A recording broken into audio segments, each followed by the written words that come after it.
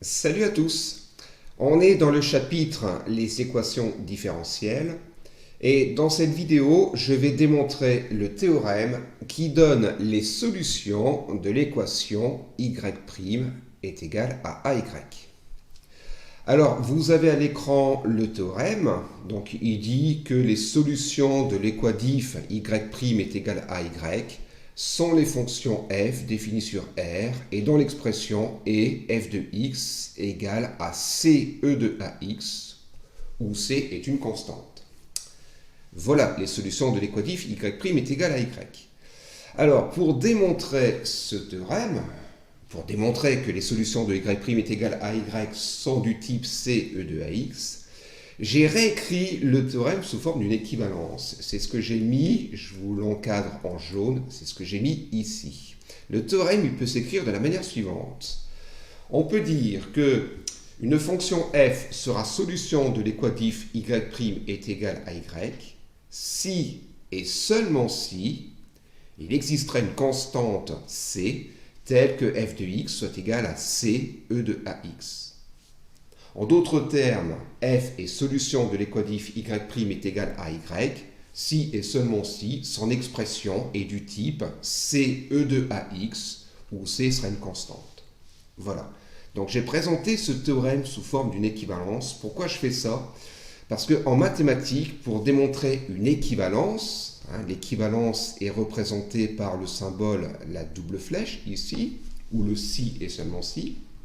Et bien pour démontrer une équivalence en maths, on peut s'y prendre en deux étapes. On démontre qu'on peut aller de la gauche vers la droite, comme ceci. C'est la première étape. Et on démontrera ensuite qu'on peut faire marche arrière, j'ai envie de dire, c'est-à-dire aller de la droite vers la gauche. Autrement dit, pour démontrer ce théorème, je vais faire mes deux étapes. Je vais démontrer que si f est solution de l'équadif y' est égal à y, alors l'expression s'écrira sous la forme ce de ax. Voilà, j'appelle ça l'implication. Donc je ferai ça.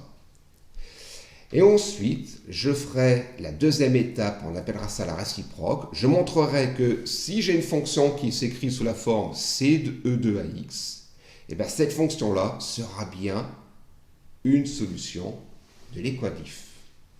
Voilà.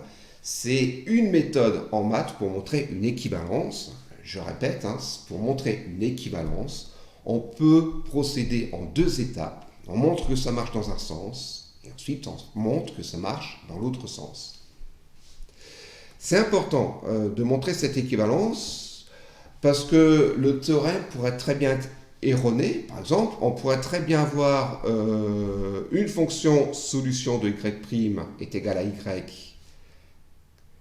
et qui s'écrit sous la forme c de ax, mais qui me dit que si j'ai une fonction qui s'écrit sous la forme c de ax, est-ce que ce sera aussi une solution? Voilà, je suis peut-être confus, mais je répète, quand j'ai une équivalence, c'est bien de montrer les deux étapes. Il y a des théorèmes qui ne sont pas équivalents, ça marche dans un sens mais pas dans l'autre. Alors j'y vais. Donc première étape, je refais en rouge, je vais montrer que si f est solution de l'équadif y' est égal à y, alors ça s'écrira sous la forme ce de ax. Donc j'ai tapé cette étape, j'ai tapé cette démo, ici. Donc vous pouvez figer l'écran et la copier, je lis rapidement. Comment j'ai fait pour démontrer ça? Eh bien j'ai pris une fonction f, solution de l'équadif. Voilà, je l'ai appelée f. J'ai posé ensuite une autre fonction. J'ai posé la fonction g, définie sur R, par g de x est égal à f de x, e de moins ax. Voilà, je rappelle que f au départ est une solution de l'équadif. Je pose cette fonction g. La fonction g est dérivable, puisque c'est un produit de fonctions dérivables. Je dérive la fonction g et j'arrive à ça. Voilà, en dérivant, avec les formules que vous voyez à l'écran, en faisant une factorisation, j'arrive à ce que j'ai souligné. Comme f est solution de y' est égal à y, d'après ce que j'ai dit au départ, j'en déduis qu'en fait, g' de x est égal à 0.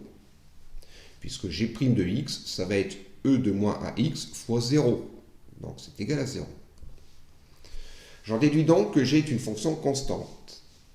C'est-à-dire qu'il existe un réel c, constant, tel que pour tout réel x, g de x est égal à c. Voilà. Au départ, j'ai posé g de x est égal à f de x, e de moins x, et j'en déduis, en étudiant la fonction g, qu'elle est constante, donc que g de x est égal à c. Ça veut dire que f de x, e de moins ax est égal à c. Et en multipliant par e de moins ax de chaque côté, pardon, en multipliant par e de ax plus exactement de chaque côté, je peux le faire, j'en déduis que f de x est égal à c e de x. Voilà. J'ai donc montré que si j'ai une solution de l'équadif y' est égal à y, elle s'écrira sous la forme c e de ax. Maintenant, je vais montrer la réciproque, c'est-à-dire, je l'écris en bleu, je vais montrer que si j'ai une fonction dont l'expression s'écrit sous la forme c e de ax, cette fonction sera solution de l'équadif, y' est égal à y. Là, c'est plus simple, voilà, vous le voyez maintenant à l'écran. Allez, je pose une fonction f dont l'expression est c e de ax. Je dérive cette fonction. Voilà, j'ai marqué, f est dérivable, et pour tout réel x, f' de x est égal à ca e de ax. Donc, d'un côté, j'ai f' de x qui vaut ca e de ax ou ac e de ax, c'est la même chose. Et de l'autre côté, af de x, c'est ac e de ax. Je me rends compte que j'obtiens la même chose. Ça prouve donc que f' de x est égal à f de x.